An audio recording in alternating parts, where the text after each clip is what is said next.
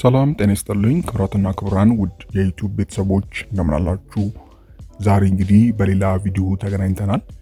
ዛሬ እንግዲህ በዚህ ቪዲዮ ላይ እንግዲህ የምንመለከተው በእርግዝና ወቅት ላይ ስለሚከሰቱ የጡት ለውጦች ነው። እንግዲህ በእርግዝና ወቅት በሆርሞኖች ለውጥ ምክንያት ሰውነታችሁ ሲለወጥ ጡቶችም አብረው የሚለወጡ ይሆናል። ይህ ማለት እንግዲህ ለልጃችሁ የሚሆን ወተት ለማቅረብ እየተዘጋጃችሁ ነው ማለት ነው። እንግዲህ በእርግዝና ወቅት ጡቶች በመጠን እያደጉ ይመጣሉ፣ ለስላሳ ይሆናሉ እና አንዳንዴም ጥቅጥቅ ያሉ ሊሆኑ ይችላሉ።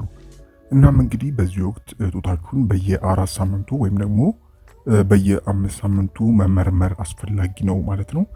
እንግዲህም ዛሬ በዚህ ቪዲዮ ላይ እንግዲህ የእርግዝና ወራቶችን በየ3 ወሩ ከፍዬ በዚህ ወቅት ላይ የሚታዩ የጡት ለውጦች ምን ይመስላሉ፣ ማድረግ ያለባችሁ ጥንቃቄዎች ምን ይመስላሉ፣ እንዲሁም መፍትሄው ምን ይመስላል የሚለውን በዚህ ቪዲዮ ላይ አንድ በአንድ በዝርዝር የምናይ ይሆናል ማለት ነው። እንግዲህ ከዛ በፊት እንደተለመደው ይህንን ቪዲዮ ላይክ በማድረግ ጀምሩ። እንዲሁም ለዚህ አስተማሪ ቻናል አዲስ ከሆናችሁ ሰብስክራይብ በማድረግ ቤተሰቡ ነው። አሁን እንግዲህ በቀጥታ ወደ ጉዳይ ሳልፍ በመጀመሪያ የምናየው እንግዲህ በእርግዝና የመጀመሪያ 3 ወራት ላይ የሚታዩ የጡት ለውጦች ማለትም ከ1 እስከ 13 ሳምንታት ውስጥ ያሉ ለውጦች ምን ይመስላሉ ከሚለው እንጀምራለን። እንግዲህ ጡቶች የማበጥና ለስላሳ የመሆን ስሜት ሊሰማችሁ ይችላል።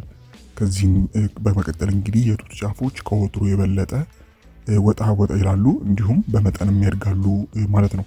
ይህም እንግዲህ በመጀመሪያው 3 ወራት ማለትም ከ1ኛ ሳምንት እስከ 13ኛ ሳምንት ድረስ የሚታይ ይሆናል ማለት ነው። ሌላኛውና ቀጣዩ እንግዲህ በሁለተኛው የ3 ወር ላይ የሚከሰቱ ለውጦች ናቸው። ማለትም ከ4ኛ ወር ጀምሮ እስከ 6ኛ ወር ያሉ 3 ወራት ናቸው። ይህም እንግዲህ በሳምንት ሲገለጽ ከ14ኛ ሳምንት እስከ 27ኛ ሳምንት ያሉትን ያጠቃልላል። እንግዲህ በዚህ ጊዜም ጡቶች እየሰፉና እየከበዱ ይሄዳሉ። በዚህ ጊዜ እንግዲህ የበለጠ ደጋፊ ጡት ማስያዣ ሊያስፈልግ ይችላል ማለት ነው። ከዚህ ጋር ተያይዞ እንግዲህ በጡቶች ውስጥ ያሉት የደም ስሮች ከቆዳ ስር የበለጠ ጎልተው የሚታዩ ይሆናሉ። እንግዲህ የመለጠጥ ምልክቶችም ሊያጋጥማችሁ ይችላል ማለት ነው። እንግዲህ የጡት ጫፎች እና በጡት ጫፎች ዙሪያ ያለው አካባቢም እየጠቆረና እየሰፋ ይሄዳል ማለት ነው። እንግዲህ ትናንሽ እብጠቶች በዚህ አካባቢ ላይ ሊታዩ ይችላሉ ማለት ነው። ነገር ግን እነዚህ እብጠቶች ከወለዳችሁ በኋላ የሚጠፉ ይሆናል ማለት ነው። ሌላው እንግዲህ በዚሁ ጊዜ ከ16ኛው እስከ 19ኛው ሳምንት ድረስ ከጡት ጫፎች ውስጥ ኮለስትረም የሚባል ቢጫ ፈሳሽ ልታስተውሉ ትችላላችሁ። ይህ ማለት እንግዲህ ጡታችሁ ልጃችሁን ለማጥባት እየተዘጋጁ ነው ማለት ነው።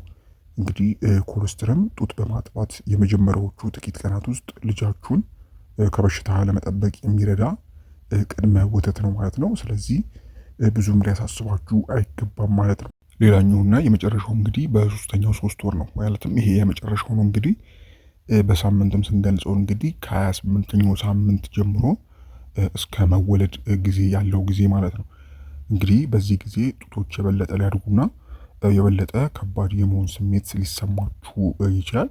እንግዲህ ከዚህ በፊት ከጡታችሁ ኮለስትሮም ፈሳሽ ካላገኛችሁ አሁን በዚህ ጊዜ ማለትም በመጨረሻዎቹ በ7ኛው በ8ኛው እና በ9ኛው ወር ላይ ሊከሰት ይችላል ማለት ነው።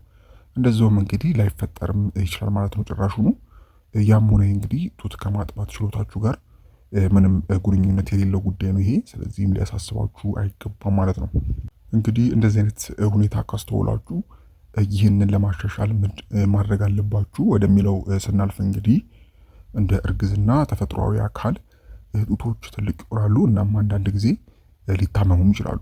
እንዲሁም ኮሌስትሮም ሊያፈሱ ይችላሉ። በተለይም በእርግዝና ወቅት መገናኛውን ይከፈታል። እነዚህ ለውጦችን ደግሞ ሲያጋጥሟችሁ ማለትም ጡቶች ለስላሳ ወይም የሚያም ከሆነ በጀርባችሁና በጎናችሁ ላይ ጥሩ ድጋፍ የሚሰጥ ጡት ማስያዣ ማድረግ አስፈላጊ ነው ማለት ነው። ከዚህም ጋር ተያይዞ እንግዲህ ከጥጥ የተሰሩ ጡት ማስያዣዎች የበለጠ ምቹ እንደሆነ ልታገኙ ትችላላችሁ ማለት ነው። ስለዚህ ከጥጥ የተሰሩትን እንደ ምርጫ ብትወስዱ አሪፍ ነው ማለት ነው። ሌላም እንግዲህ ለስላሳና ቀላል ቢሆኑ ተመራጭ ነው ማለት ነው። ስትተኙ ትንሽ ድጋፍ ይሰጣችኋል። እንደገና ደግሞ ጥጥ የበለጠ ምቹ ሊሆን ይችላል ማለት ነው። እንግዲህ ከዚህ ጋር ተያይዞ በእህቱት ጫፎች ዙሪያ ያለውን ቦታ በሳሙና መታጠብ የለባችሁም። እንግዲህ ሳሙና ቆዳን ሊያደርቅ ይችላል። ሞቅ ያለ ውሃ ብቻ ብትጠቀሙ በቂ ነው። ከዚህም በኋላ አየር እንዲያገኝ ማድረግ ትችላላችሁ ማለት ነው። በዚህ መንገድ እንግዲህ ትንሽ ህመሙን ማስታገስ የምትችሉ ይሆናል ማለት ነው። እንግዲህ ውድ ቤተሰቦች ለዛሬ ይሄ ነበረ። ትንሽ አጠር ያለ መረጃ ነው ያዘጋጀሁላችሁ። እንግዲህ ከዚህ ጋር ተያይዞ ሀሳብ፣ አስተያየት እንዲሁም ጥያቄ ካላችሁ በታች በኮሜንት ማስፈሪያው ላይ ማስቀመጥ የምትችሉ ይሆናል ማለት ነው። እስከ ቪዲዮ ፍጻሜ አብራችሁኝ ስለነበራችሁ እጅግ በጣም አመሰግናለሁ። ፈጣሪ ያክብርልኝ። በቀጣይ በሌሎች ቪዲዮዎች የምንገናኝ ይሆናል።